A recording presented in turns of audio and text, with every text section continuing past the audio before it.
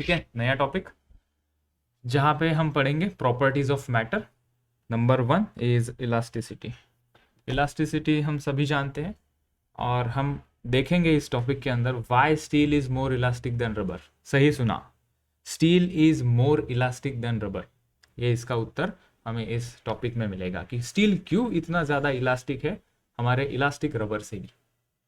हमें अभी तक क्या लगता है, हमारा इलास्टिक रबर तो ज़्यादा खींचा जाता है, तो वो ज़्यादा इलास्टिक होना चाहिए कंपेयर टू स्टील। स्टील को खींचोगे कहाँ इलोंगेट होता है। ये गलत फहमी इस टॉपिक में हम दूर करेंगे।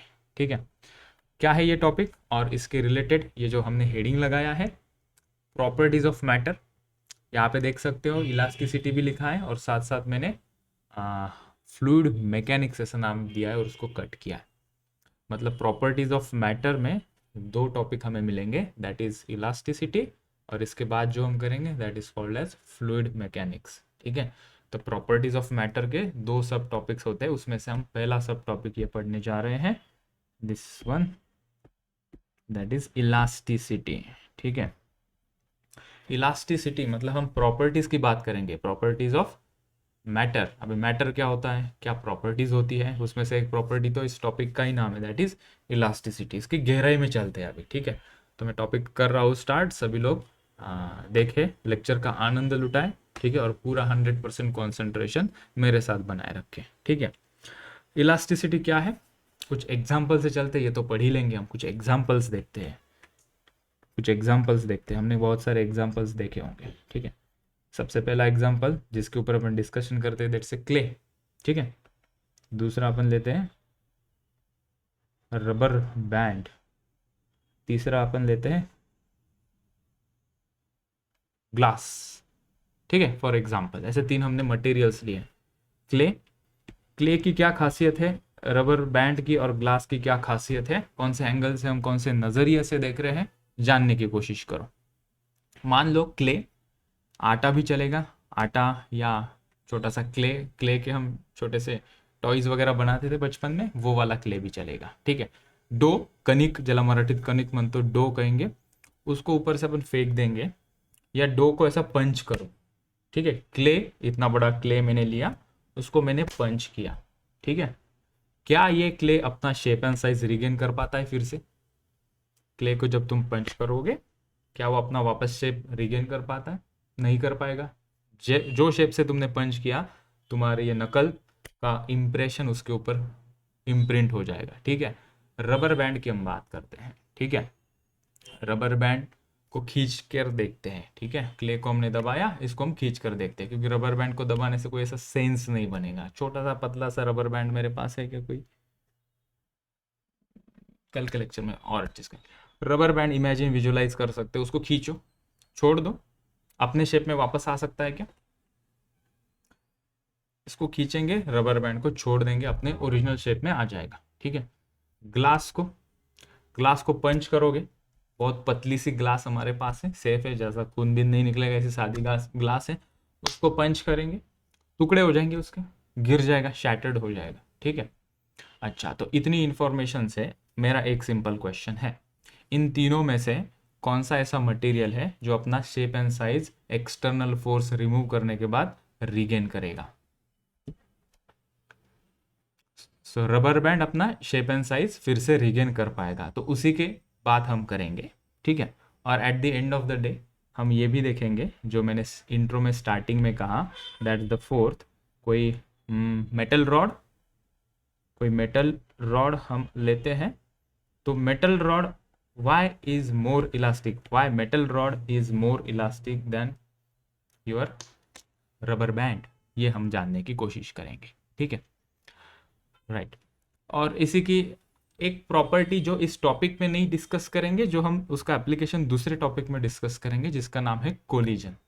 एक इलास्टिक कोलिजन होता है जहाँ पे दो बॉडी टकराएंगी, टकराने के बाद कुछ डिफॉर्म हो जाएगी और जैसे ही कोलिजन हट जाएगा अपना शेप रीगेन करेगी वापस से। ठीक है, जैसे कि क्रिकेट की बॉल, क्रिकेट की बॉल जब बैट से हम हिट करते हैं, तो जब क्रिकेट का बॉल बैट को हिट करेगा एट द हिटिंग, बहुत स्लो मोशन में देखोगे तो बॉल थोड़ा सा ऐसा अपना शेप लूज कर जाता है, और जैसे ही बैट से कांटेक्ट खत्म हो जाता है अपना शेप वापस से वो रीगेन कर लेता है। ठीक है, तो वो कोलिजन वाला फंडा भी हम पढ़ेंगे, लेकिन इस टॉपिक का वो डिस्कशन नहीं रहेगा। इस टॉपिक में हम जानने की कोशिश करेंगे कि हम कौन से मैथमेटिकल फॉर्मूले से ये बता सकते हैं कि metal rod is more elastic than rubber. हम ये कैलकुलेट कर सकते हैं कौन से फॉर्मूला से, कौन से पैरामीटर से, कौन सी प्रॉपर्टी से, कि एल्यूमिनियम की इलास्टिसिटी, उसके बाद कॉपर की इलास्टिसिटी, उसके बाद कोई कास्ट आयरन है या रबर है, इन डिफरेंट डिफरेंट मटेरियल की इलास्टिसिटी हम कैलकुलेट कर पाए।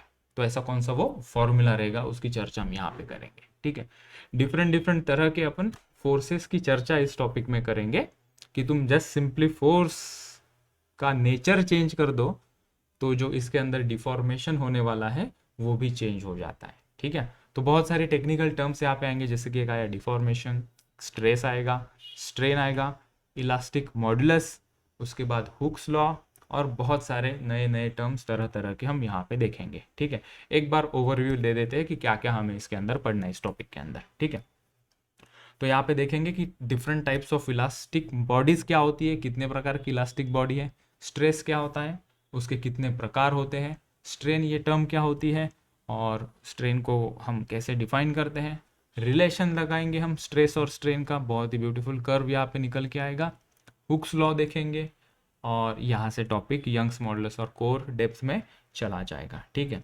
कितना टाइम लगेगा इस टॉपिक को ख़त्म करने में, तो लगभग 4 दिन लगेंगे, 1 हफ्ता मान लो प्रैक्टिस करते हुए। छोटा सा ही टॉपिक है, it will not take more time. ठीक है, तो 1 बाय 1 इसको देखते हैं। इलास्टिसिटी क्या है, ठीक है, थ्योरेटिकल डेफिनेशन क्या कहती है, और इस डेफिनेशन के अंदर से कौन से नए टेक्निकल टर्म यहाँ से देखने को मिलते हैं, हम उसके ऊपर चर्चा करेंगे। ठीक है, तो हमारा व्यू यहाँ पे माइक्रोस्कोपिक होगा, जो हमें छोटे छोटे बॉडी के अंदर के जो पार्टिकल्स होंगे उनकी चर्चा हमें थोड़ी देर के लिए यहाँ पे करनी है। सो विजुअलाइजेशन रिक्वायर्ड होगा। यहाँ पे क्या डेफिनेशन है, the property of matter, elasticity किसे कहेंगे, बेसिक बुक वाली definition, the property of matter by virtue of which a body tends to regain original shape and size after removal of deforming force. ठीक है, तो property क्या है, ये elasticity property क्या है, कब दिखाई पड़ती है ये, जब हम यहाँ पे कोई एक डिफॉर्मिंग फोर्स उसके ऊपर लगाते हैं। जैसे कि मैंने पंच किया क्ले के ऊपर, मैंने पंच किया, सो क्ले के ऊपर जो मैं पंच कर रहा हूँ मतलब क्ले के ऊपर मैं डिफॉर्मिंग फोर्स अप्लाई कर रहा हूँ। नाम से ही साफ है कि ऐसा फोर्स जो बॉडी का शेप एंड साइज डिफॉर्म करेगा, चेंज कर देगा। ठीक है, लेकिन उसके बाद क्या होगा, फोर्स लगाने के बाद क्या होगा। ठीक है, तो फोर्स लगाने के बाद बॉडी ने अपना शेप एंड साइज रीगेन करना चाहिए। Body tends to regain its original shape and size after removal of deforming force. So force जैसे ही हटेगा, अगर बॉडी अपना शेप एंड साइज रीगेन कर पाती है कंप्लीटली, ठीक है, जैसे क्रिकेट का बॉल जब बैट को हिट होता है मोमेंटरीली उसका शेप चेंज हो जाता है जब वो हिट करेगा बैट को, जैसे ही इनका कांटेक्ट टूटेगा बैट से बॉल का, ये अपना शेप एंड साइज वापस रीगेन करना चाहिए। अगर करता है तो हम कहेंगे वो इलास्टिक बॉडी है, और जो प्रॉपर्टी वो शो कर रहा है उसको कहेंगे इलास्टिसिटी। ठीक है, तो सम अप किया जाए इसको, the property by which body regains its original shape and size after removal of deforming force. तो इन हमारे चारों एग्जाम्पल में से कौन शेप रीगेन कर पाएगा, जो हाईलाइट किया है, that is rubber band and the metal rod. हो सकता है मेटल रॉड अभी इतना सेंस नहीं बना रहा होगा कि इस मेटल रॉड कैसे सर इलास्टिक, तो थोड़ी देर के लिए तुम रबर बैंड का एग्जाम्पल पकड़ लो। ठीक है, इस डेफिनेशन को रबर बैंड से को रिलेट करके देखो ताकि मेमोरी में आ जाए। रबर बैंड खींचोगे मतलब डिफॉर्मिंग फोर्स लगा रहे हो, और जैसे इस डिफॉर्मिंग फोर्स को हटाओगे तो बॉडी अपना शेप एंड साइज क्या कर रही है, रिगेन कर रही है। ठीक है, तो डिफॉर्मिंग फोर्स क्या होता है, इट इज नथिंग बट जो हम फोर्स लगा रहे हैं जिसका ये शेप एंड साइज बदल रहा है। ठीक है, तो ये होती है इलास्टिसिटी। ये क्यों होती है, लेकिन कैसे होती है, क्या मैकेनिज्म है जिससे बॉडी अपना शेप एंड साइज रिगेन करती है, तो थोड़ा हमें कोई इलास्टिक रबर का एकदम जूम करके हमने देखा तो ऐसे हमारे पास छोटे छोटे ये बॉन्ड्स दिखाई पड़ेंगे। ठीक है, तो यहाँ पे हम देखते हैं इलास्टिसिटी क्या होती है। ये छोटे छोटे जो पार्टिकल्स है ये क्या है, और उनके बीच में ये जो डिस्टेंस है उसे हम क्या कहेंगे, तो ये ठीक ठीक बताने के लिए हमने एक वर्ड यहाँ पे इंट्रोड्यूस किया जिसका नाम है intermolecular force between neighbouring particles. ठीक है, intermolecular force between neighbouring particle, this is responsible to regain the shape and size of the body. ठीक है, तो इंटरमोलिकुलर फोर्स बाय नेचर जिस मटेरियल के पास मौजूद है ऐसे मटेरियल इलास्टिसिटी की प्रॉपर्टी शो करेंगे, लाइक अ इलास्टिक रबर। ठीक है, तो यहाँ पे होता क्या है, ये एक पार्टिकल मान लो, ये दूसरा पार्टिकल, ऐसे बहुत सारे पार्टिकल होंगे, इनफाइनाइट नंबर ऑफ पार्टिकल होंगे छोटे से मटेरियल के अंदर भी, उसके हमने कुछ गिने चुने पार्टिकल्स यहाँ पे दिखाए हैं। ये जो पार्टिकल्स है बच्चों, इन पार्टिकल के बीच में कुछ डिस्टेंस होता है। ठीक है, जब हम रबर बैंड को खींचेंगे तो इन दो पार्टिकल के बीच में, मतलब सभी पार्टिकल के बीच में, इन दोनों को स्पेसिफिकली थोड़ा विजुअलाइज करो, इनके बीच में जब हम इलास्टिक रबर को फोर्स लगाएंगे तो इनके बीच का डिस्टेंस बढ़ेगा। ठीक है, तो जैसे इनके बीच का डिस्टेंस बढ़ा तो इन दोनों मॉलिक्यूल के बीच में एक फोर्स ऑफ अट्रैक्शन होता है। बाय नेचर उनके पास वो ताकत ईश्वर ने दी होती है। जैसे ही हम एक्सटर्नल फोर्स को हटाएंगे ये अपने ओरिजिनल शेप एंड साइज में वापस आ जाएंगे। ठीक है, तो इनके दोनों के बीच में जो नाता है, इनको नेबरिंग पार्टिकल्स कहेंगे, इनके बीच में जो फोर्स है उसको कहेंगे हम इंटरमोलिकुलर फोर्स ऑफ अट्रैक्शन। ठीक है, ऐसा जरूरी नहीं है कि तुम इसको खींचो ही, इसको अगर हम कंप्रेस भी करेंगे, अगर इनके बीच का डिस्टेंस में कम भी करना चाहूँ, मतलब जब मैं डिफॉर्मिंग फोर्स लगा के इनको कंप्रेस करने की कोशिश करता हूँ तो ये कंप्रेस होंगे नो डाउट, लेकिन जब मैं ये डिफॉर्मिंग फोर्स हटा दूंगा तो अपने शेप एंड साइज में वापस से ये रिगेन कर लेंगे। इस प्रॉपर्टी को कहेंगे हम इलास्टिसिटी। तो हमें यहाँ से पता क्या चला, इंटरमोलिकुलर फोर्स क्या होता है, दो पार्टिकल में ईश्वर ने उनको ताकत दी होती है। सभी पार्टिकल के पास ऐसा नहीं होता है। ठीक है, सभी पार्टिकल इलास्टिक बिहेवियर नहीं दिखा पाते, कुछ पार्टिकल्स होते हैं जैसे इलास्टिक रबर, स्टील। ठीक है, क्ले के पास होगा क्या, क्ले के मॉलिक्यूल के पास इंटरमोलिकुलर अट्रैक्शन होगा क्या, नहीं, वो रिगेन नहीं कर पाएंगे अपने शेप एंड साइज को। तो शेप एंड साइज को कौन रिगेन कर पाएगा, जिनके पास इंटरमोलिकुलर फोर्स ऑफ अट्रैक्शन है। ठीक है, अच्छा, अभी लास्ट वाला पॉइंट जस्ट फॉर्मेलिटी बाकी रही, अगर इतना समझ गए तो ये लास्ट वाला पॉइंट हम पढ़ते हैं बच्चों। The property of matter by which a body tends to regain its original shape and size after removal of deforming। So जो पीछे हमने डेफिनेशन लिखी है वो डबल यहाँ पे हमने लिख दी। ठीक है, तो डिफॉर्मिंग फोर्स हटाने के बाद शेप एंड साइज रिगेन करना, दैट्स इलास्टिसिटी। 100 बात की एक बात। ठीक है, फिर से हाईलाइट कर दूं, डिफॉर्मिंग फोर्स रिमूव करने के बाद बॉडी अपना शेप एंड साइज क्या करेगी, रिगेन करेगी, इसको कहेंगे हम इलास्टिसिटी। आगे बात समझ में, ये उसका बेसिक इंट्रोडक्शन था। यहाँ से शुरुआत की, डिफॉर्मिंग फोर्स जाना, रबर इलास्टिक है ये जाना, और यहाँ पे हमने उसके इंटरमोलिकुलर फोर्स के बारे में जाना। ठीक है, आगे चलते हैं। बात आ रही है बच्चों समझ में, तो उसका हम एक क्लासिफिकेशन कर रहे हैं। इलास्टिसिटी को हम दो पार्ट में बांट रहे हैं। ठीक है, एक होगी इलास्टिक बॉडी और एक दूसरी होगी प्लास्टिक बॉडी। मतलब बॉडी का क्लासिफिकेशन कैसे कर सकते हैं हम। ठीक है, इलास्टिक बॉडी भी दो प्रकार की है, दो प्रकार की इलास्टिक बॉडीज होती हैं। ठीक है, एक होगी परफेक्टली इलास्टिक बॉडी, एक होगी पार्शियली इलास्टिक बॉडी। क्यों नहीं, जो बॉडी अपना शेप एंड साइज वापस रिगेन करेगी 100% कंप्लीटली, तो उसको कहेंगे हम परफेक्टली इलास्टिक बॉडी। और जो बॉडी को मैं खींच रहा हूँ, इतना डिस्टेंस था, मैंने खींचा, खींचना छोड़ दिया, मतलब डिफॉर्मिंग फोर्स हटा दिया, यहाँ पे आनी चाहिए थी, वो यहाँ तक नहीं लेकिन इधर आ गई, मतलब कुछ हद तक उसके पास कंप्लीटली एक इलोंगेशन लूज हो गया, लॉस्ट हो गया उसके अंदर से। ठीक है, यहाँ तक आनी चाहिए थी, वो थोड़ी इलोंगेटेड ही रही परमानेंटली, तो हम कहेंगे कि यार ये पार्शियली है, कंप्लीटली 100% बॉडी ने शेप एंड साइज रिगेन नहीं किया, तो ये 90% हो या 95% अपना शेप एंड साइज रिगेन करेगी, उसको हम कहेंगे पार्शियली इलास्टिक बॉडी। ठीक है, प्लास्टिक बॉडी, बॉडी का क्लासिफिकेशन चल रहा है। इलास्टिक बॉडी दो प्रकार की अभी देखी, एक completely shape and size regain करेगी और एक कुछ हद तक शेप एंड साइज अपना रिगेन करेगी जब हम इस फोर्स को, इलास्टिक फोर्स को रिमूव कर देंगे। अरे हाँ, मेरे पास था इलास्टिक बैंड, इस वक्त। ठीक है, ये अपना शेप है, इसको खींच रहा हूँ मैं, छोड़ दो, अपना शेप एंड साइज में वापस आ गया। ठीक है, बहुत ज़्यादा खींचूंगा तो हो सकता है ये अपना शेप एंड साइज रिगेन नहीं करेगा, वो कंडीशन होती है, तो that is called as partial elastic body. दूसरी किस्म की बॉडी क्या लिखी है, plastic body. Plastic body doesn't regain its original shape, original force नहीं, ओरिजिनल शेप, ठीक है, गलती से फोर्स लिखा गया। इस एग्जाम्पल में से ये पीछे वाले एग्जाम्पल में से, इन चारों एग्जाम्पल में से कौन सी प्लास्टिक बॉडी होगी? क्ले, ग्लास, दोनों में से कौन सी plastic body? Clay yes, glass yes, you can say this two are called as plastic body, क्योंकि अपना शेप एंड साइज रिगेन करने में ये बिल्कुल भी सक्षम नहीं है, नाकामयाब है। पंच मारा, जो शेप था उधर वैसे ही रह गया। तो क्ले इज प्लास्टिक बॉडी।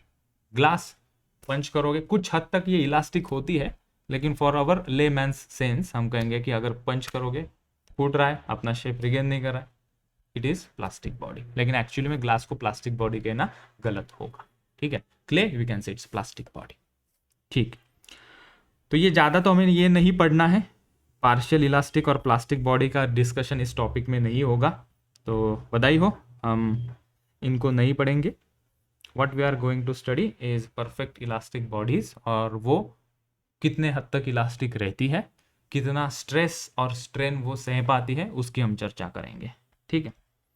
तो सबसे पहले हम टेक्निकल पैरामीटर पढ़ते हैं, मतलब एक टेक्निकल टर्म पढ़ते हैं इलास्टिसिटी इस प्रॉपर्टी को डिफाइन करने के लिए, कोई मैथमेटिकल फॉर्मूला बनाने के लिए, जिसका नाम है स्ट्रेस, ठीक है, जिसका नाम है स्ट्रेस।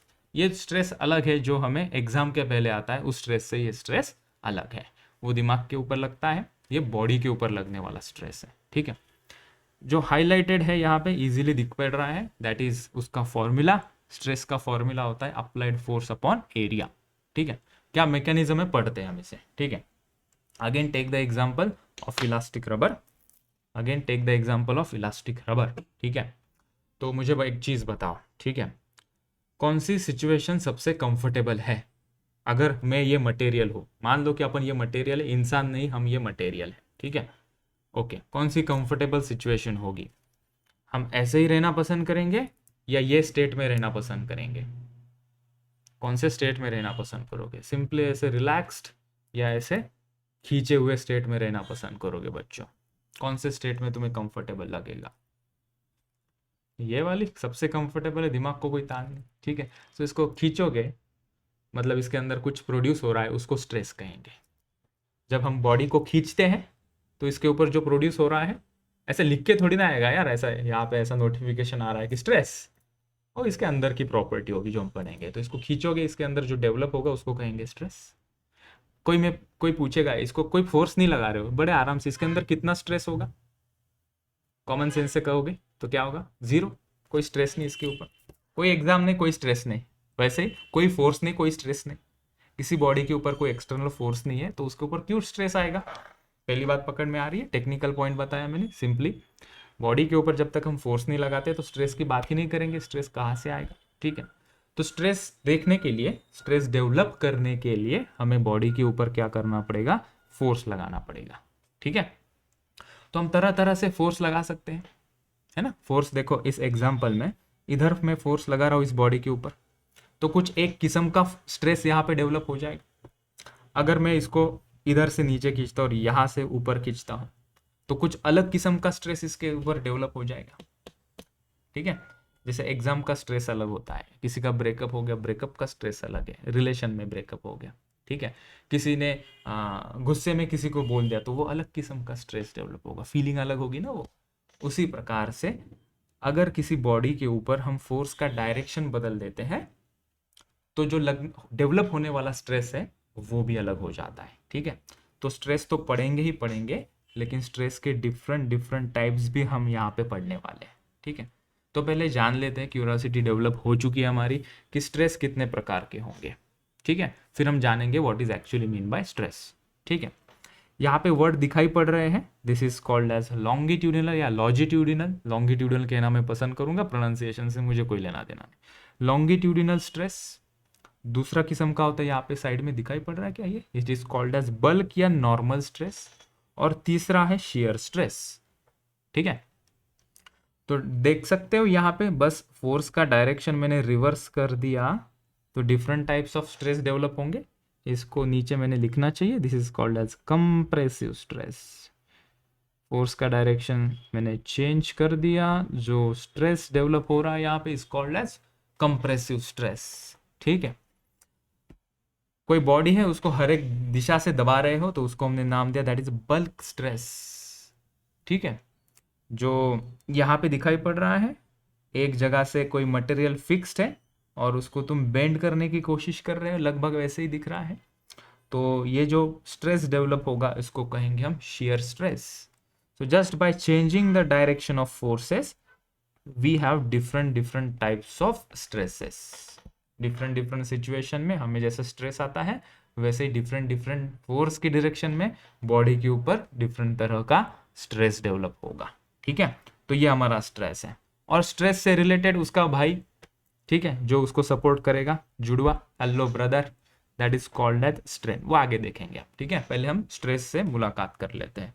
तो स्ट्रेस का फॉर्मूला यहाँ पे लिखा है, अप्लाइड फोर्स अपॉन एरिया। थोड़ी थेरोटिकल इंफॉर्मेशन जो बुक में, किताबों में लिखी होती है वो भी जान लेते हैं। नया टर्म भी यहाँ पे मिल रहा है, इंटरनल रेजिस्टिंग फोर्स। पढ़ लेते हैं पहले। The internal restoring force acting per unit area of cross section of a deformed body is called as stress। ठीक है, एक नई टर्म देखने को मिली यहाँ पे, इंटरनल रिस्टोरिंग फोर्स। और एरिया तो जानते हैं, पर यूनिट एरिया समझा दूंगा। क्रॉस सेक्शन एक नया टर्म यहाँ पे मिल रहा है। डिफॉर्म्ड बॉडी, ये तो अभी जानते हैं, जिस बॉडी के ऊपर डिफॉर्मिंग फोर्स लगेगा उसको हम डिफॉर्म बॉडी कहेंगे। ठीक है, तो ये दोनों टर्म्स को थोड़ा सा पकड़ो, फिर मैं एक्सप्लेन करता हूँ, ताकि विजुअलाइजेशन जितना बेटर होगा उतनी कॉन्सेप्ट आसान लगने लगेगी। Internal restoring force and cross section, ये दो टर्म्स को पकड़ते हैं। ठीक है, और इस डायग्राम में हम उसको एक्सप्लेन करते हैं कि एग्जैक्टली हो क्या रहा है। ठीक है, मुझे और एक डायग्राम लगेगी, मैं उसको कॉपी कर लेता हूँ यहाँ से। Let me copy this diagram and paste it here. ठीक है, ताकि इसका रेफरेंस देते हुए मैं तुम लोगों को बता सकूं। ठीक है, तो जब हम इस बॉडी के ऊपर फोर्स लगाएंगे, ध्यान देना बच्चों, जब इस बॉडी के ऊपर हम ये फोर्स लगाएंगे, मतलब इसको खींचेंगे हम, कि कोई बॉडी है इसको हम खींचेंगे। जब हम इसको खींचने जा रहे हैं तो इसके अंदर क्या हो रहा है, बहुत सारे मॉलिक्यूल्स होंगे ना यहाँ पे। ठीक है, so there will be many molecules over here. ठीक है, उसको जूम करके हमने देखा तो ये ऐसा कुछ दिखेगा, मानते हो इस बात को? ठीक है, यहाँ पे मॉलिक्यूल को जूम करके देखते हैं तो ऐसा कुछ देखने को हमें मिलेगा। ठीक है, हम फोर्स लगा रहे हैं वो भी हम यहाँ पे दिखा देते हैं। लेट्स से कि जो हम इस बॉडी के ऊपर फोर्स लगा रहे हैं, तब यहाँ पे इन मॉलिक्यूल के अंदर एक तरह का खिंचाव प्रोड्यूस होगा। राइट, हर एक मॉलिक्यूल क्या होगा, इलोंगेट होगा। ठीक है, तो जब मैंने F फोर्स लगाया बॉडी के ऊपर, जो मॉलिक्यूल्स है मॉलिक्यूल इलोंगेट हो जाएंगे। ठीक है, अभी यहाँ पे थोड़ा सा ना ये होगा, झगड़ा होगा। किसके बीच में झगड़ा होगा? एक्सटर्नल फोर्स F और ये जो मॉलिक्यूल है, मॉलिक्यूल कुछ रेजिस्ट करेंगे। क्या करेंगे? मॉलिक्यूल रेजिस्ट करेंगे। यहाँ पे एक डायरेक्शन में दिखा रहा हूँ, गौर करना। मॉलिक्यूल्स जो है, मॉलिक्यूल्स कहेंगे मुझे मत खींचो, छोड़ो मुझे, छोड़ो छोड़ो, मुझे मत खींचो, छोड़ो छोड़ो। ठीक है, दो चीजें दिखाई पड़ी यहाँ पे। ये जो वाला एरो है, ये वाला एरो क्या इंडिकेट कर रहा है कि मैं इस बॉडी को फोर्स लगा रहा हूँ, डिफॉर्मिंग फोर्स लगा रहा हूँ, मैं खींचना चाहता हूँ बॉडी को। तो ये जो F फोर्स है इसको हम क्या कहेंगे? This is called as deforming force, ताकि हम इसका नाम पहचान कर ले, ताकि बाद में हम भूले ना। तो इसके लिए मैं यहाँ पे लिख देता हूँ डिफॉर्मिंग फोर्स। ठीक है, माइक्रोस्कोपिकली भी यहाँ पे मैं इसका नाम दे देता हूँ। तो this is our deforming force. Copy करके हम यहाँ पे रख देते हैं। ठीक है, इसको छोटा कर दे। सो ये वाला जो है, ये कलर डिफॉर्मिंग फोर्स का अपन खींच रहे हैं। ठीक है, मॉलिक्यूल अपनी तरफ से क्या कोशिश कर रहा है? मॉलिक्यूल अपनी तरफ से क्या कोशिश कर रहे हैं कि मुझे खींचा ना जाए। वो क्या कर रहे हैं? उसे अपोज कर रहे हैं, मुझे खींचो मत, मुझे खींचो मत। ठीक है, तो इसको कहेंगे हम रेजिस्टिंग फोर्स। तो मॉलिक्यूल क्या कर रहे हैं यहाँ पे? रेजिस्ट कर रहे हैं कि मुझे खींचो मत, मेरे ओरिजिनल पोजीशन में रखो। दबाओगे तो वो कहेंगे छोड़ो मुझे, छोड़ो, मेरे ओरिजिनल पोजीशन में मुझे जाने दो। तो उसको कहेंगे हम रेजिस्टिंग फोर्स। ठीक है, रेजिस्टिंग फोर्स। अभी इनके बीच में कुछ नाता, रिलेशन है, डिफॉर्मिंग फोर्स और रेजिस्टिंग फोर्स, 36 का आंकड़ा है इन दोनों के बीच में। क्या है? 36 का आंकड़ा, राइवल्स है वो दोनों। ठीक है, तुम जितना फोर्स लगाओगे उतने ही अमाउंट का अंदर से रिस्टोरिंग फोर्स ये मॉलिक्यूल लगाएंगे अपोजिट डायरेक्शन में। इसका क्या मतलब हुआ? अगर मैं 2 न्यूटन के फोर्स से इसको खींचता हूं तो ये जो मॉलिक्यूल है ना, ये भी 2 न्यूटन का फोर्स लगाएंगे अंदर की तरफ। मतलब जितना डिफॉर्मिंग फोर्स होगा उतनी ही क्वांटिटी का, उतनी ही मात्रा का, उतनी ही मैग्नीट्यूड का रिस्टोरिंग फोर्स लगेगा हमारे मटेरियल के ऊपर। तो ऐसे खींचातानी में क्या होगा? दिमाग खराब हो जाएगा इस मटेरियल का, और जो कुछ डेवलप होगा उसको हम कहेंगे स्ट्रेस। अभी वो बात को कनेक्ट करो। अगर डिफॉर्मिंग फोर्स ही नहीं है तो क्या रिस्टोरिंग फोर्स होगा? तो क्या स्ट्रेस डेवलप होगा? बिल्कुल नहीं। ये इसका अंदर का मैकेनिज्म है। समझ में बात? ठीक है, तो एक्चुअली में स्ट्रेस को थोड़ा टेक्निकली हम और थोड़ा कॉन्सेप्चुअली लिखेंगे तो हम क्या फॉर्मूला लिखते हैं, ओरिजिनल फॉर्मूला यहाँ पे क्या है और ये ऐसा क्यों लिखा गया है, उसे हम थोड़ा सा एक्सप्लेन करते हैं। तो एक्चुअली में स्ट्रेस को हमने लिखना चाहिए, थोड़ा बड़ा कर दो इसे। स्ट्रेस को हमने लिखना चाहिए, stress is nothing but internal resisting force, internal resisting force divided by area. अभी एरिया की बात मैंने अभी तक की नहीं है, लेकिन हम पहले इंटरनल रेजिस्टिंग फोर्स की बात कर लेते हैं। ठीक है, ये टेक्निकल पॉइंट है बच्चों, इसको थोड़ा सा पकड़ लो। सर लिखा तो यहाँ पे अप्लाइड फोर्स अपॉन एरिया है, और आप हमें बता रहे हो कि स्ट्रेस एक्चुअली में internal resisting force upon area लिखना चाहिए। तो कौन सा सही है? क्योंकि यहाँ पे जितना ज्यादा डिफॉर्मिंग फोर्स लगा रहे हैं उतनी ही मात्रा का रिस्टोरिंग फोर्स लगता है। इसी के कारण हम यहाँ पे इंटरनल रेजिस्टिंग फोर्स को अप्लाइड फोर्स के बराबर लिख सकते हैं। जितना 2 न्यूटन का फोर्स, लेट्स से कि 2 न्यूटन का फोर्स मैंने लगाया, तो अंदर से जो डेवलप होने वाला रिस्टोरिंग फोर्स है, जो डेवलप होने वाला रिस्टोरिंग फोर्स है वो भी 2 न्यूटन का यहाँ पे डेवलप होगा। इसलिए चाहे हम अप्लाइड फोर्स लिखे चाहे इंटरनल रेजिस्टिंग फोर्स लिखे, इसके अंतर मीनिंग में कोई चेंज नहीं होगा। ठीक है, लेकिन ये पता होना चाहिए कि हम अप्लाइड फोर्स को इंटरनल रेजिस्टिंग फोर्स के बराबर क्यों लिख रहे हैं। ठीक है, यस। तो हमने यहाँ पे एक पॉइंट को मेंशन करना है, that is internal resisting force will be equal to, ये हमेशा होगा क्या? नहीं। तुम इतना जोर से खींचोगे, मैं इसको इतना जोर से खींचूंगा, बेचारा टूट जाएगा।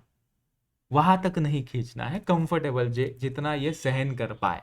ठीक है, सो इतना सहन कर पाता है तो उसको कहते हैं, उसकी इलास्टिक लिमिट के अंदर ही तुम ऐसे पूरा ये करोगे तो ये इंटरनल रेजिस्टिंग फोर्स हमारे अप्लाइड फोर्स के बराबर होगा, ऐसा हम कह सकते हैं।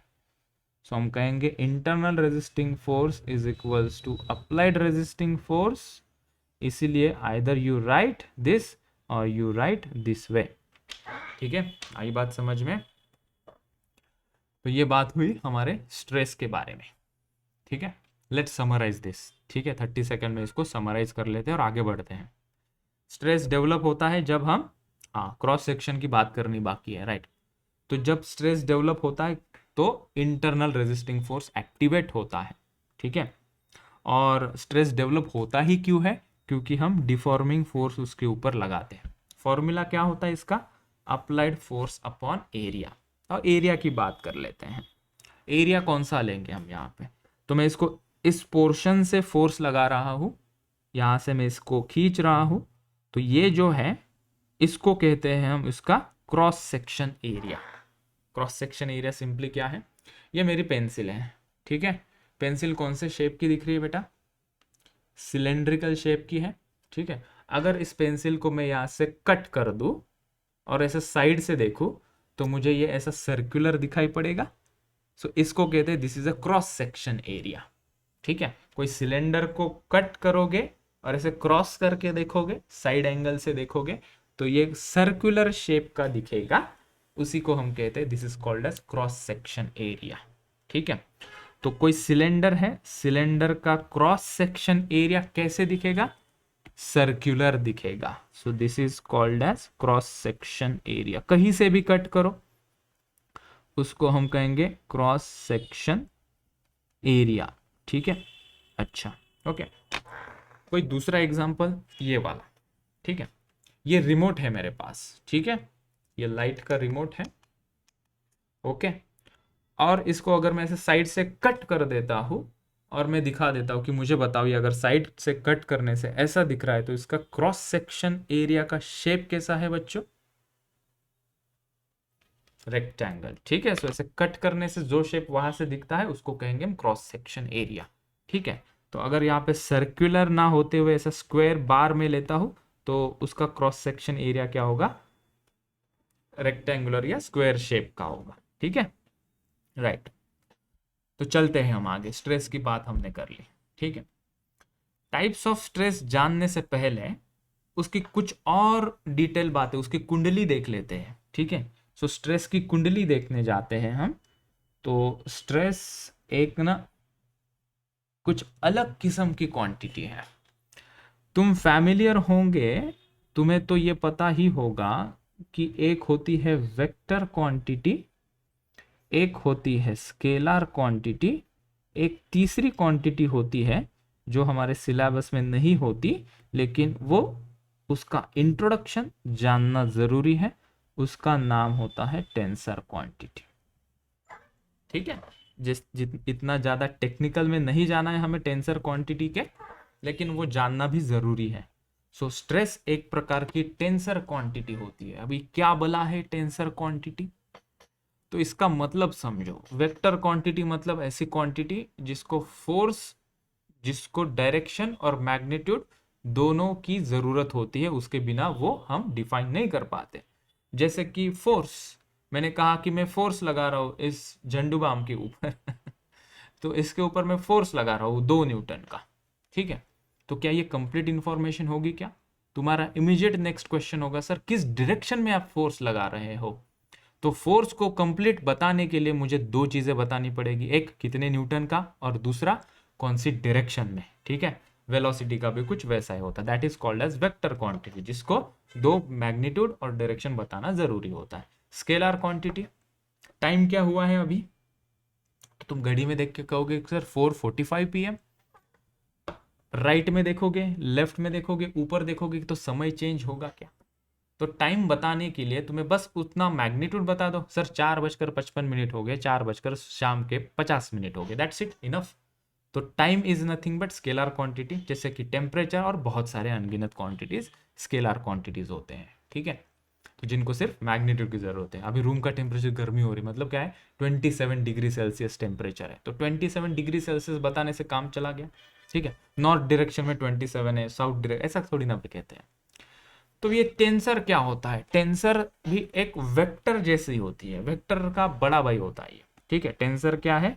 वेक्टर क्वांटिटी का बड़ा भाई होता है, जिसको डायरेक्शन बदलने से उस पूरे क्वांटिटी के ऊपर का होने वाला प्रभाव चेंज होता है। इजीली समझ सकते हो।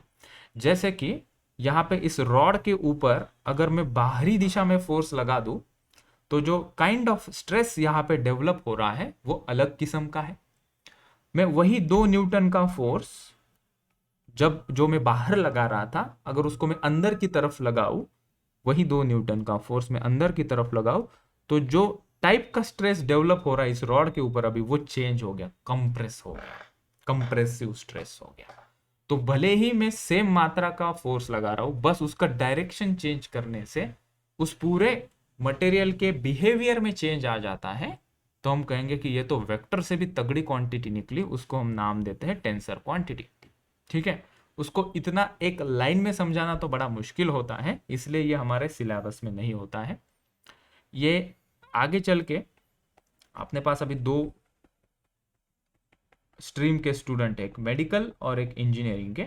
मेडिकल के स्टूडेंट के लिए ज़्यादा ये आगे कहीं देखने को नहीं मिलेगा, इंजीनियरिंग के स्टूडेंट्स जो होंगे, जब वो इंजीनियरिंग फर्स्ट ईयर में जाएंगे, ठीक है, तो उनको एक सब्जेक्ट होगा mechanics. Mechanics it is purely physics, जो हम क्लास 11-12 में फिजिक्स पढ़ते हैं वो, और कुछ हद तक थोड़ा एडवांस, वहां पे तुम टेंसर का डिस्क्रिप्शन पा सकते हो। ठीक है, तो बस हमें इतना ही जानना था कि stress is a tensor quantity. और कभी किसी ने पूछ भी लिया कि बता तुम्हारे सर ने क्या बोला है, टेंसर क्वांटिटी क्या होती है, तो उनको कहना कि फोर्स का डायरेक्शन बदलने से किसी बॉडी के ऊपर लगने वाला जो प्रभाव है, इन दिस केस वो प्रभाव मतलब स्ट्रेस, तो वो भी चेंज हो जाता है, वो भी डिफरेंट नेचर का हो जाता है, जैसे कि लॉन्गिट्यूडिनल, कंप्रेसिव, बल्क, शेयर। वही अगर हम 2 न्यूटन का फोर्स थोड़ा टेढ़ा यहाँ पे लगा दे तो देख सकते हो इफेक्ट चेंज हो गया। तो इफेक्ट चेंज हो जाता है फोर्स का डायरेक्शन चेंज होने से, तो हम कहेंगे stress is a tensor quantity.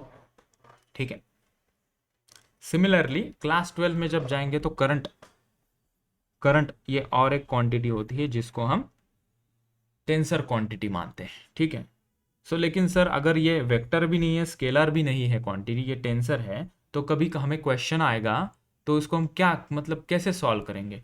तब हम इसको, इस क्वांटिटी को स्केलर मानकर चलेंगे। क्या मानकर चलेंगे? हम इसको स्केलर मानकर चलेंगे, मतलब हमें उसकी डायरेक्शन की चिंता नहीं होगी जब हम मैथमेटिकल कैलकुलेशन कर रहे होंगे। अगर वो वेक्टर होती, वेक्टर जैसा अगर हम उसे ट्रीट करते, तो हमें वो sine theta, x component, y component, उसके फिर वेक्टर फॉर्म में उसे रिप्रेजेंट करो, मल्टीप्लाई करो, वो झंझट हो जाती। तो वो झंझट भी नहीं है, हमें उसको एज अ स्केलर ट्रीट करना है। ठीक है, तो अद्भुत क्वांटिटी जिसका नाम टेंसर, जिसका नाम स्ट्रेस, जो कि है टेंसर टाइप की क्वांटिटी, वेक्टर ना कि स्केलर। ठीक है, चलो तो इसको हमने लिख लिया यहाँ पे। दूसरी बात, ये तो उसकी बात होगी कि ये कौन से क्वांटिटी है, कैसे है, इसका यूनिट क्या होगा। पहली बात हमने यहाँ पे कर ली कि किस किस्म की है क्वांटिटी, टेंसर। इसका यूनिट क्या होगा, इसका यूनिट क्या होगा, एनी गेसेस? फॉर्मूला देखो और यूनिट बताने की कोशिश करो। मैं तब तक इसको थोड़ा नीचे सजा धजा के लिख देता हूँ। हम इसको कहते हैं फर्स्ट, इसमें क्वांटिटी, स्ट्रेस की चर्चा हो रही है, अब इसका यूनिट देखते हैं। स्ट्रेस का हमने पीछे पेज में एक फॉर्मूला लिखा था, क्या था वो फॉर्मूला, कोई रिकॉल कर पाएगा? ठीक है, सिंपली अगर अप्लाइड फोर्स अपॉन एरिया, या कोई कहेगा रिस्टोरिंग फोर्स अपॉन एरिया, तो सिंपली हम सिंबॉलिकल लिखते हैं F/A। ठीक है, यूनिट निकालते हैं यहाँ पे, फोर्स एसआई यूनिट की बात कर लेते हैं। If you talk about the SI unit, force is in newton, area किस में मेजर होता है? सो न्यूटन पर मीटर स्क्वायर उसका यूनिट हो जाएगा। स्ट्रेस का क्या यूनिट हुआ? न्यूटन पर मीटर स्क्वायर, ये स्ट्रेस का हमारे पास यूनिट हुआ है। ठीक है, इसके अलग अलग यूनिट और भी होते हैं। ठीक है, जैसे कि पास्कल, एक रिलेशन हम थोड़ा यहाँ पे लिख लेते हैं और आगे चलते चलते हम उसको हैबिचुअल ले लेंगे जब मैथमेटिकल न्यूमेरिकल देखेंगे। तो मैं कहना ये चाहता हूँ 1 न्यूटन पर मीटर स्क्वायर को ही हम पास्कल कहते हैं। So 1 newton per metre square is nothing but pascal. Pascal इसका दूसरा नाम, जैसे कि न्यूटन साहब ने फोर्स के बारे में इंफॉर्मेशन दी थी, तो हम KG metre per second square को, that is force is equals to M A जब लिखोगे, mass is KG, acceleration is metre per second square. लेकिन जब हम फोर्स डिफाइन करते कभी ऐसे बोलते हुए सुना है KG metre per second square, 10 KG metre per second square का मैं फोर्स लगा रहा हूँ। जनरली हम क्या कहते हैं, उसे न्यूटन कहते हैं, 5 न्यूटन का फोर्स लगाया है। तो वो जो KG metre per second square है, उसी को जैसे हम न्यूटन कहते हैं, वैसे ही न्यूटन पर मीटर स्क्वायर को हम पास्कल कहेंगे। पास्कल जाना पहचाना है, बचपन में पढ़ा होगा पास्कल। कहाँ पे पढ़ा है पास्कल? सर एग्जाम ही नहीं दी सर हमने, भूल गए। यस श्रद्धा, पास्कल किसका यूनिट हमने पढ़ा है स्कूल की किताबों में। सो प्रेशर का फॉर्मूला क्या होता था?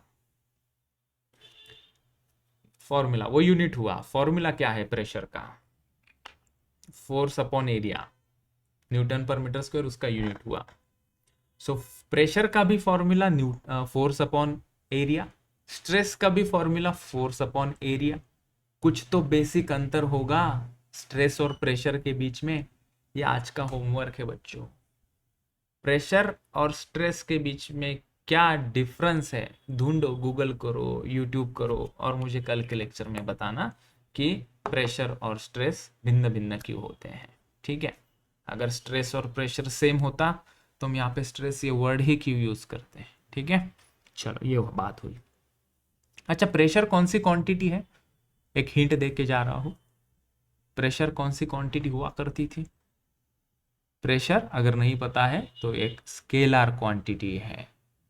Pressure is a scalar quantity और स्ट्रेस एक टेंसर क्वांटिटी है। तो ये एक बेसिक अंतर हुआ, लेकिन एकदम छोटे भाई को भी समझ में आए इस प्रकार से कोई एक एग्जाम्पल लेकर आओ और डिस्टिंग्विश करके बताना कि ये स्ट्रेस है और ये प्रेशर है।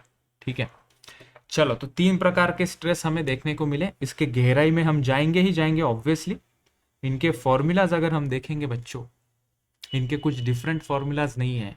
Longitudinal stress, compressive stress, bulk या नॉर्मल स्ट्रेस, इन तीनों का फॉर्मूला एक ही है, force upon area.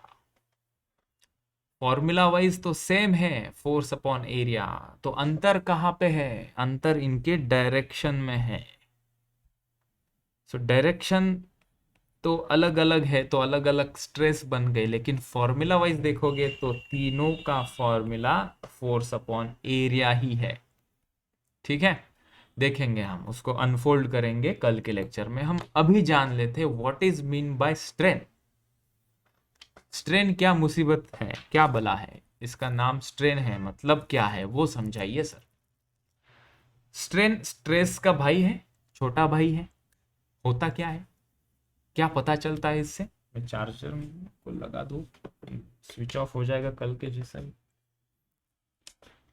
Yes, strain पढ़ते हैं पहले थ्योरेटिकल डेफिनेशन से, अपने आप अगर समझ गए तो फिर सोने पे सुहागा।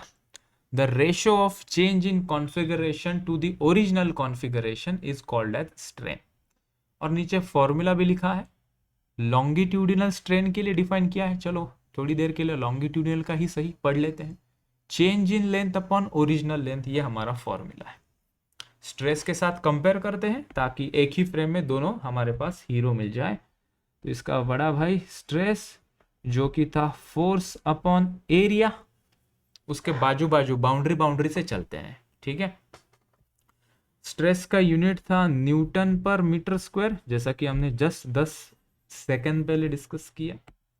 स्ट्रेन का यूनिट हम जानने की कोशिश करते हैं। अभी तक हमें पता नहीं कि स्ट्रेन होता क्या है, लेकिन जो लिखा हुआ फॉर्मूला है उससे हम उसका यूनिट निकालने की कोशिश करते हैं। तो हमने देखा, लिखा है फॉर्मूला में change in length. Change in length किस में होगी? केल्विन में होगी क्या? केजी में होगी क्या? मीटर में ही होगी। तो चेंज इन लेंथ मीटर में, और जो ओरिजिनल लेंथ कैलकुलेट करोगे किलोग्राम में तो नहीं करोगे, वो भी एसआई यूनिट में अगर करोगे तो मीटर में ही करोगे। तो ये मीटर मीटर कैंसिल हो रहा है, इसको कोई यूनिट नहीं है, स्ट्रेन को कोई यूनिट नहीं है।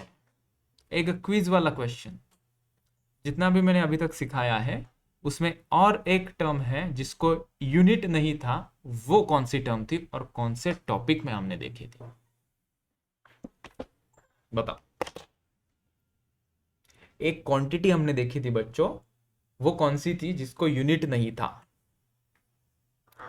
चलो 5 सेकेंड्स, 4 3 2 1। चलो हिंट दे रहा हूं, उस टॉपिक का नाम था friction. 5 second, 5 4 3 2 1। Answer is coefficient of friction, mu जिसे हम कहते थे। याद आई बात? म्यू क्या था? फ्रिक्शन फोर्स का अगर मैं फॉर्मूला लिखूं, friction force is equals to mu into normal reaction, ऐसा फॉर्मूला था फ्रिक्शन फोर्स का। इसके अंदर से म्यू को अगर थोड़ा सा रीअरेंज करें तो हम लिख सकते हैं friction force divided by normal reaction. Friction force किस में मेजर करोगे बेटा? न्यूटन में। नॉर्मल रिएक्शन भी किस में मेजर करते हैं? न्यूटन में। इसीलिए जो कोएफिशिएंट ऑफ फ्रिक्शन था उसको भी कोई यूनिट नहीं था। तो ऐसे क्वांटिटीज भी होती है जिनको कोई यूनिट नहीं होता उसको कहते हैं डायमेंशनलेस, यूनिटलेस, सॉरी, डायमेंशन हो सकते हैं जैसे कि डिग्री वगैरह। यस, सो ऐसे क्वांटिटी को हम कहेंगे यूनिटलेस क्वांटिटी। ओके वरद, ठीक है। तो याद रखना, अगर याद नहीं है तो कोएफिशिएंट ऑफ फ्रिक्शन भी एक यूनिटलेस क्वांटिटी है। Now back to the topic बच्चों, हम सीख रहे थे व्हाट इज लॉन्गिट्यूडिनल स्ट्रेन। तो उसके बाउंड्री से हम चलने लगे तो उसका कोई यूनिट नहीं निकला। उसका बड़ा भाई स्ट्रेस, उसका यूनिट अमीर है बेचारा, Newton per metre square. Mukesh Ambani है, ये बेचारा अमीर, अनिल अंबानी कंगाल हो गया, कोई यूनिट नहीं बेचारे, पैसे चले गए सब। Nonsense explanation. So longitudinal stress या कोई भी स्ट्रेन इज यूनिटलेस, ठीक है। सर इसका मीनिंग समझाओ। अब इसका मीनिंग सुनो, फॉर्मूला के अंदर ही इसका मीनिंग छुपा हुआ है। इस एग्जाम्पल को नीचे देखते हैं, ठीक है। इस एग्जाम्पल को लिखते हैं, देखते हैं पहले। कोई एक बॉडी है, एक जगह से फिक्स किया है, तुम इसे खींच रहे हो, तुम इसे खींच रहे हो, ठीक है। और ये इतनी इलोंगेट हो गई, इसकी ये ओरिजिनल लेंथ थी एल, खींचने से पहले थोड़ा खींच लिया तुमने, और ये इतना खींचा गया, इतना खींचा गया, इतना थोड़ा सा लंबा हो गया ये। तो कितना खींचा जाएगा और ओरिजिनल लेंथ कितनी थी, इसका जो रेशो है उसको हम कहते हैं स्ट्रेंथ। मतलब ये डायमेंशन कितने चेंज हो रहे हैं उसके बारे में हमें इंफॉर्मेशन दे रहा है, ठीक है। कि एक्स अमाउंट ऑफ फोर्स लगाने से कितना डायमेंशन, कितना शेप इसका चेंज होगा, ये बताने वाली जो यूनिटलेस क्वांटिटी है उसको हम कहेंगे स्ट्रेन, ठीक है। अगर मैं शेयर स्ट्रेस की बात करूं, किसी बॉडी के अंदर अगर शेयर स्ट्रेस डेवलप हो रहा है तो उसके अंदर शेयर स्ट्रेन डेवलप होगा। कोई बॉडी के अंदर लॉन्गिट्यूडिनल स्ट्रेस डेवलप हो रहा है तो उसके अंदर लॉन्गिट्यूडिनल स्ट्रेन ही डेवलप होगा, ठीक है। शेयर स्ट्रेस क्या है, बॉडी है ऐसी, मेरी उंगलियों को मैं ऐसे तोड़ने की कोशिश करूंगा, ठीक है। तो दिस इज माय फिंगर, उसको परपेंडिकुलर में फोर्स लगा रहा हूं, सो ये बेंड होने की कोशिश कर रही है, टूट जाएगी, शेयर। तो जो फोर्स जो परपेंडिकुलर है किसी बॉडी के शेप के, उस क्रॉस सेक्शन के, ऐसा फोर्स शेयर स्ट्रेस डेवलप करेगा, और जो स्ट्रेन डेवलप होगा वो होगा शेयर स्ट्रेन, ठीक है। ये लाइट चली गई, मैं इसको स्विच कर देता हूं नेटवर्क पे।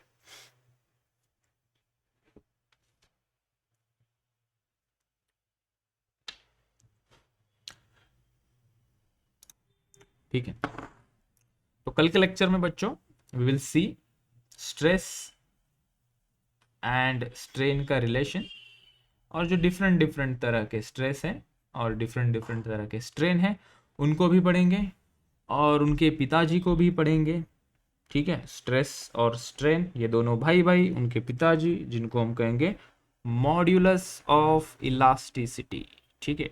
डिफरेंट प्रकार के स्ट्रेस स्ट्रेन, डिफरेंट प्रकार का उनका modulus. So stress upon strain, इस फॉर्मूला को हम मॉड्यूलस कहते हैं। हम उसको कल एक्सप्लोर करेंगे। तो बच्चों आज के लेक्चर में